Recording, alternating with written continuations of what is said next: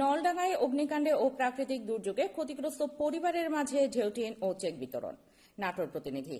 নাটোরের নলডাঙ্গায় অগ্নিকাণ্ডে ও প্রাকৃতিক দুর্যোগে ক্ষতিগ্রস্ত 33টি পরিবারের মাঝে ঢেউটিন ও চেক বিতরণ করা হয়েছে। সোমবার দুপুরে উপজেলা প্রশাসনের আয়োজনে দুর্যোগ ব্যবস্থাপনা ও ত্রাণ মন্ত্রণালয়ের দুর্যোগ ব্যবস্থাপনা অধিদপ্তরের সার্বিক সহযোগিতা ও অর্থায়নে উপজেলা নির্বাহী কর্মকর্তা ইউএনও রেদওয়ানুল হালিম ক্ষতিগ্রস্ত এসব পরিবারে ঢেউটিন ও আর্থিক চেক প্রদান করেন।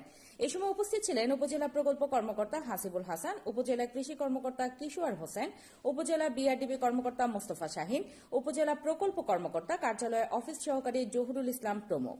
উপজেলা নির্বাহী কর্মকর্তা ইউএনও রেদওয়ানুল হালিম বলেন, অগ্নিকাণ্ডে 23টি পরিবারের মাঝে 2 বান্ডিল ঢেউটিন ও 6,000 টাকার চেক এবং প্রাকৃতিক দুর্যোগে 10টি পরিবারের মাঝে 1 বান্ডিল ঢেউটিন ও 3,000 টাকার চেক ক্ষতিগ্রস্ত মোট 33টি পরিবারের মাঝে এসব সহায়তা প্রদান করা হয়।